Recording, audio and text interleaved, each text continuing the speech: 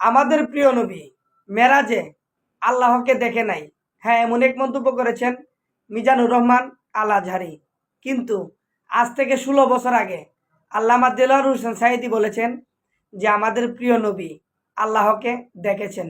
সুবহানাল্লাহ। এবার কোনটা বিশ্বাস করবেন, আজহারির কথা নাকি আল্লামা দেলোয়ার হোসেন সাঈদীর কথা? অবশ্যই কমেন্টে জানাবেন। আল্লাহর কেউ দেখে নাই, বিশ্বনবী দেখছে না, বিশ্বনবীও দেখে নাই। বিশ্বনবীকে জিজ্ঞেস করা হলো, ইয়া রাসূলুল্লাহ আপনি কি আল্লাহর দেখছেন? বিশ্বনবী বললেন, নূরুন আন্না আরাহু, উনি তো নূর, দেখবো কেমনে? পর্দার অন্তরাল থেকে কথা বলেছেন, যা পাওয়ার সব পেয়েছেন, নিয়ে আবার দুনিয়ায় নেমে এসেছেন। চিল্লা এখন ঠিক কিনা? এখানে মুসা আলাইহিস সালাম আর মুহাম্মদ সাল্লাল্লাহু আলাইহি সাল্লামের মধ্যে পার্থক্য হচ্ছে এই, মুসা আলাইহিস সালাম পাহাড়ের প্রতি পড়া নূরকে সহ্য করতে পারেন নাই, বেহুশ হয়ে পড়েছেন। কিন্তু মেরাজে নবী করিম সাল্লাল্লাহু আলাইহি সাল্লাম নূর দেখেছেন আর বেহুশ হয়ে পড়েন।